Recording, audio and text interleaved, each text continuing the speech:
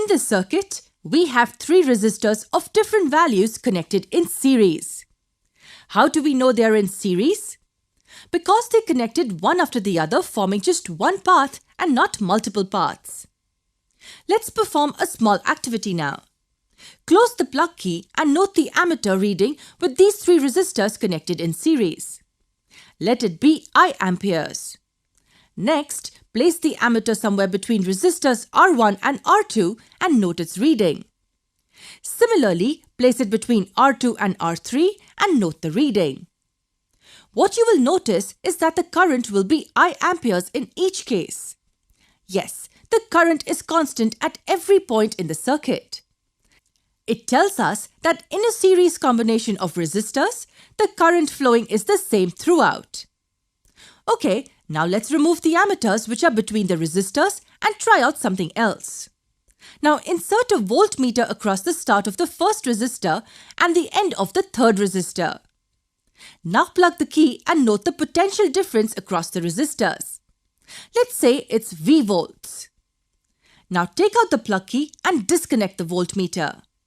Now we insert 3 voltmeters in the circuit like this, one across each of the resistors.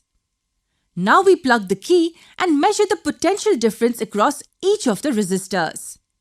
You will notice that the potential difference across each of the resistors is different. Let's call them V1, V2 and V3 respectively.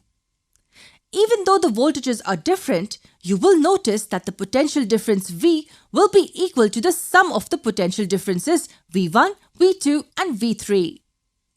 This helps us derive something very important. Look at the entire circuit first. The potential difference is V volts and the current flowing through it is I amperes. Let's say these 3 resistors together form a resistance R ohms.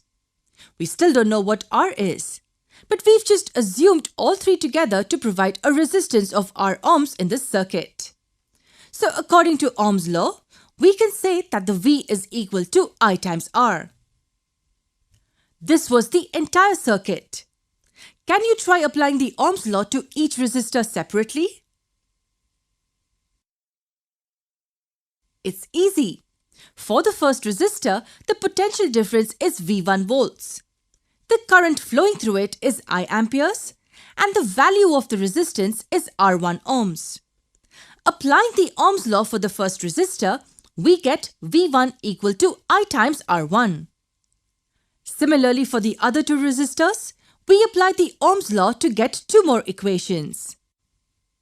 Now we can substitute the values of V, V1, V2, V3 in the first equation to get the result we need. V is I times R, V1 is I times R1, V2 is I times R2, and V3 is I times R3. Dividing both sides by I, we get the value of R as this. What did we just get?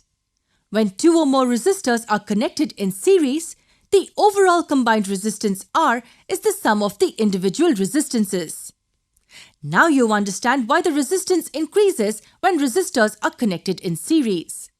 It's because each resistor when added in series adds up to the previous resistance. As the resistors are connected in series, we call the overall resistance Rs. On a new page, let's quickly review resistors in series. Take this simple electric circuit with one resistor. What will happen if I add more resistors in series? The overall resistance will increase and the current in the circuit will decrease. The current flowing in the circuit will be the same at every point in the circuit. And the overall resistance will be the sum of the individual resistances. In the next lesson, we will solve interesting problems related to resistors connected in series.